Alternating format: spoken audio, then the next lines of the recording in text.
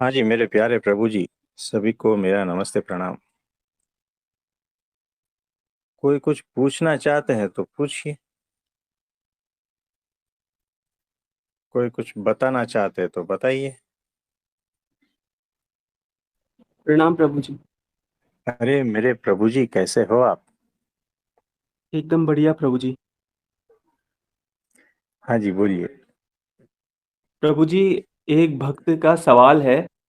हाँ, बोलिए। प्रेम जी, प्रेम, भक्ति, श्रद्धा, हम्म। इन तीनों में क्या-क्या अंतर है और इसको हम कैसे पहचानें ताकि हमारे अंदर तीनों भाव हमेशा पूर्ण रूप से बहे? हाँ, देखो कैसा है कि प्रेम, श्रद्धा और भक्ति, है ना? प्रेम सबकी माता है ना? तो प्रेम ये और ज्यादा दिव्य हो जाता है तो श्रद्धा बन जाती है, और ज्यादा दिव्य हो जाता है तो भक्ति बन जाती है। जहाँ प्रेम होता है वहाँ विश्वास होता है ना? आप समझे? तो ये तीनों जो है ना, एक ही चीज की अलग अलग शाखाएं हैं, एक ही चीज का अलग अलग स्वरूप है। ये समझ के रखना। उसके मूल में जो है ना, प्रेम ही है और कुछ नहीं है। आप समझे? देखो, जिसने आज तक प्रेम नहीं किया है ना, उसको ये सारी चीज पता नहीं चलेगी। जिसने प्रेम किया है ना, और जो उसमें डूबा डूबा है, उसे ये सारी चीज पूछने की भी जरूरत नहीं है। ये सारी चीज की अनुभूति उसे है ही। आप समझे? तो जो प्रेम में है ना, वो विश्वास में है, श्रद्धा में है, और भक्ति में भी है। ये सारा ऑटोमेटिक होता ही रहता है। ये मोर रिफाइन होता है जब प्रेम ज्यादा से ज्यादा दिव्यता का रूप धारण करता है ना, तब ये सारी चीजें आती है। समझदारी भी बढ़ती रहती है। आप समझे? जी प्रभु जी। और कुछ इसमें अगर कुछ आप पूछना चाहते हो तो पूछिए। मेरा तो प्रभु जी इसमें प्रश्न नहीं है। मुझे तो आपकी सारी बातें एकदम सच ही लगती है, क्योंकि जो आप बता रहे हैं वो चीज़ें तो हम महसूस ही करते हैं प्रभु जी रोज़ ही। देखो, ये क्या है पता है? ये सेंटेंस आपने कहा ना अभी कि आपकी सारी बातें सच्ची ही लगती है, इसका मतलब क्या हुआ? यहाँ डाउट नहीं है, डाउट नहीं है, इसका मतलब क्या हुआ? विश्वास है। विश्वास और दिव्य हो जाता है, तब श्रद्धा हो जाती है।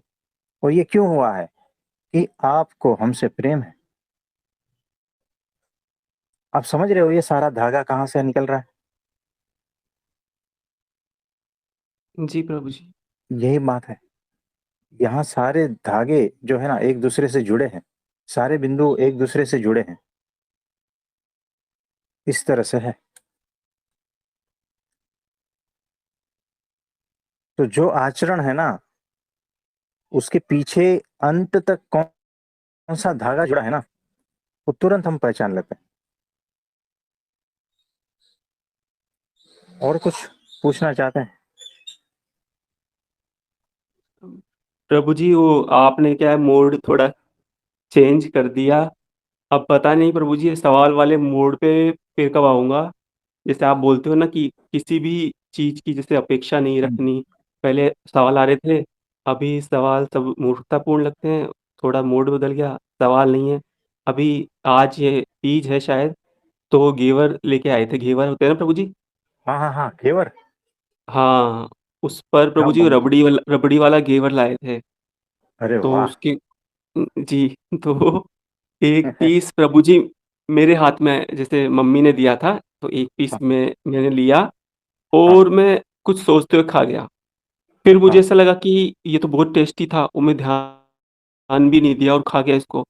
फिर मैं एक बिल्कुल हाँ छोटा-सा टुकड़ा तोड़ कर लाया हाँ और फिर मैंने भगवान को बोला कि इसमें आपका प्रेम था, तो वो तो पाप हो गया कि बिना आपको याद किए खा गया, उसका आनंद ही नहीं ले पाया। फिर उसको दोबारा से खाया, ये सोचकर कि ये प्रेम है जो भगवान ने बनाया इतना टेस्टी इसके अंदर हमारे लिए, फिर उसको दोबारा हाँ, खाया। ये अद्भुत बात है। तो क्योंकि सारा कुछ जो है ना, अब जिसने भी बनाया है उसमें भी तो परमात्मा है ना। वो दृष्टि धीरे धीरे आ जाती है, और पहले खुद खा गए फिर बाद में परमात्मा को खिलाए, क्या अद्भुत बात है। पहले भगवान को खिलाते हैं और बाद में खुद खाते हैं, ये भी अद्भुत बात है। ये भी भक्ति की रीत है, और आपने जो कहा किया वो भी भक्ति की रीत है। पहले खुद खाओ, शबरी बाई पहले खुद खाती थी ना, फिर भगवान को खिला दिया, है ना। तो इस तरह से दोनों भक्ति भाव में ही है, इस तरह की दृष्टि है। हाँ, तो होश किसी को पहले आता है, किसी को बाद में आता है, कोई बात नहीं ना, क्या फर्क पड़ता है। भक्ति तो भक्ति है ना, जी प्रभु जी। है ना। तो कोई बात नहीं, तो ना इसमें कुछ पाप है ना पुण्य है। अब देखो, जैसे हमने बताया उस दृष्टि से देखो, तो न पाप है न पुण्य है। अब शबरी बाई ने खुद खाया फिर राम को खिलाया, क्या पाप क्या पुण्य, कैसे नाप तोल करोगे, है ना। प्रेम ही तो था ना, चाहे अभी याद आया या बाद में याद आया, क्या फर्क पड़ता है ना। प्रेम ही तो था परमात्मा के प्रति। जी प्रभु आप जी। समझे। हाँ, तो गिल्ट वाली बात निकाल दो, परमात्मा के प्रेम में कोई गिल्ट नहीं होता, है ना। और कुछ। नहीं प्रभु जी, कोटि कोटि प्रणाम प्रभु जी। हाँ जी प्रभु जी। और किसी का कोई प्रश्न है तो बताइए। हेलो। हाँ जी प्रभु जी प्रणाम। बोलिए। जैसे अभी आपने बोला कि सबरी भाई ने पहले खाया बाद में खाया सबरी भाई को लेके, तो अ, उनका प्रेम था, तो उनका प्रेम शुद्ध था इसलिए गिल्ट नहीं करना चाहिए ना, या माया का प्रेम होता है या अपेक्षा से भरा प्रेम होता है उसमें गिल्ट आता है ना, जहाँ मैं मेरा होता है। भगवान के प्रेम में तो सब समता ही है ना। देखो कैसा है कि प्रेम है ना भगवान से, बात खत्म हो गई। वो प्रेम जब एक रूप हो जाता है ना, तो मेरा तेरा खत्म हो जाता है। यानी पहले मैं भगवान को खिलाऊं या पहले मैं खुद खाऊं, ये भी तक नहीं रहता, क्योंकि वो एक रूप हो जाता है। वहां जो है उस प्रकार का होश ही नहीं रहता, वहां प्रेम वाली बेहोशी रहती है, याद रखना। परमात्मा के प्रति जो प्रेम है ना, उस वाली बेहोशी में वो भक्त निरंतर डूबा रहता है। आप समझे।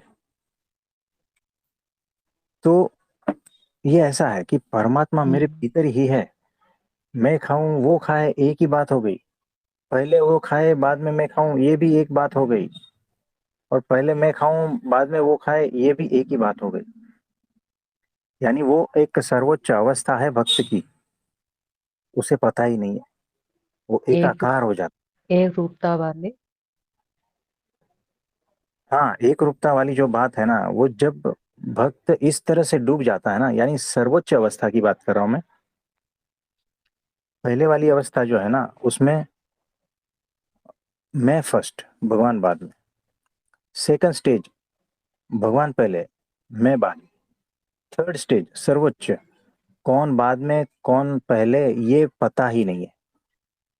यानी वो पूरा का पूरा डूब गया है उसके प्रेम में, और एक रूपता का वो जो है ना बिंदु वहां तक पहुंच गया है। आप समझे। तो देखो कैसा है कि ये जो तीन स्टेप मैंने बताया ना, उसमें चालाक लोग क्या करते हैं पता है। चालाक लोग थर्ड स्टेज जो है ना, आलसी चालाक, ऐसे लोग जो है ना सीधा थर्ड स्टेज पे चले जाते हैं। अरे मेरे में ही भगवान है, मैं ही भगवान हूँ, फिर मैं क्या और वो क्या, कोई झंझट ही नहीं, खाओ पियो मौज करो। यानी वो हकीकत में परमात्मा के प्रेम में नहीं है। वो अहंकारी जीव वो भक्ति में नहीं है, और ये सारा दलीलबाजी पेश करके, शातिर दिमाग पेश करके इस तरह से आचरण करता है अधर्म का। ये बात अलग हो जाती है ना। हम जो कह रहे हैं ना, वो रियल भक्त की बात कर रहे हैं। वो इसी तरह से स्टेप बाय स्टेप जाता है 3 स्टेज में। तो शबरी जो है ना, वो उसी अवस्था में थे कि मैं खाऊं पहले या बाद में खाऊं, क्या फर्क पड़ता है, मैं खाया राम खाया बात खत्म, है ना। उस तरह से वो पूरा ये करते थे। तो वैसी भक्ति, वैसा प्रेम, उस अवस्था, वो बात ही अलग हो जाती है। और कुछ? जी, जैसे आपने बोला था, संवेदनशीलता, ग्रहणशीलता और समझदारी, जब ये सारी मिक्स होती है तो ऑटोमेटिकली एकात्म हो जाता है, एक रूपता हो जाती है भगवान से, एकाकार की स्थिति आ जाती है ना। हाँ जी। तो ये सारा कुछ होता है, धर्म ज्ञान वैराग्य भक्ति, और मैंने जो 4 स्तंभ कहे वो इकट्ठा हो जाते हैं तो वो स्थिति आ ही जाती है।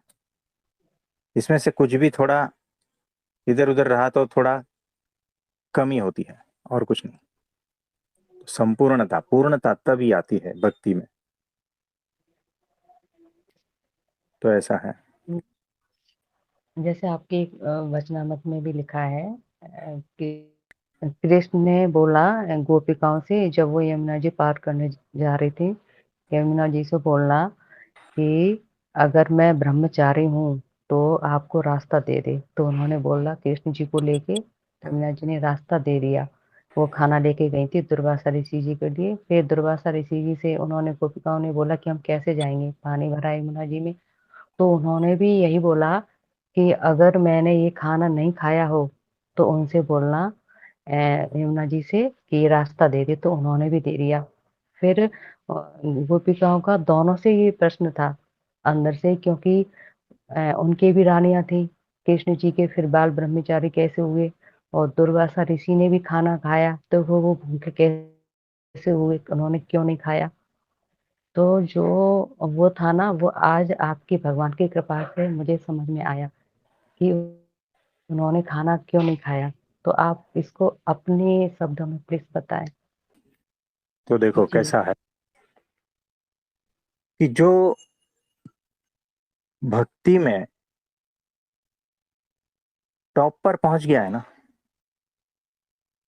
जो ये 8 स्तंभ कहा है ना, संवेदनशीलता, ग्रहणशीलता, होश और समझदारी, प्लस धर्म ज्ञान वैराग्य और भक्ति, तो इस तरह से जो पहुंचा है ना, उसके लिए वो चीज ऐसी हो जाती है कि वो खा तो रहा है लेकिन वो जानता है कि मैं नहीं खा रहा हूं, सदा से उपवासी हूं, वो अवस्था में है। या फिर वो खा तो रहा है लेकिन वो यही समझ रहा है कि परमात्मा ही खा रहा है। ये भीतर से होता है उसको, ये ज्ञान भीतर से आता है, बाहर शब्दों में नहीं आता है ना। शब्दों से कितनी भी कोशिश कर लो, नहीं होगा, वो भीतर से ही आता है। फिर वो चाहे भूखा रहे या खाना खाए, कोई फर्क नहीं पड़ता उसका। ऐसी स्थिति हो जाती है ना। फिर वो अनाज का या खाने का स्वाद नहीं लेता है, वो भगवान की मूर्ति का स्वाद लेता है, वो दिव्य स्वाद लेता है, वो इस स्थूल चीजों का स्वाद नहीं लेता है। तो इसीलिए उसे कुछ भी चलता है ना। वो उसको भिंडी की सब्जी भी चलती है, और आलू की सब्जी भी चलती है, करेला की भी सब्जी चलती है, कुछ भी चलता है। आप समझे? जी। तो वैसा है। तो सारी क्रियाएं करते हुए भी वो अकर्ता रहता है, यहां पर आ जाता है बोध, है ना। सब कुछ करते हुए भी वो अकर्ता है उस अवस्था में।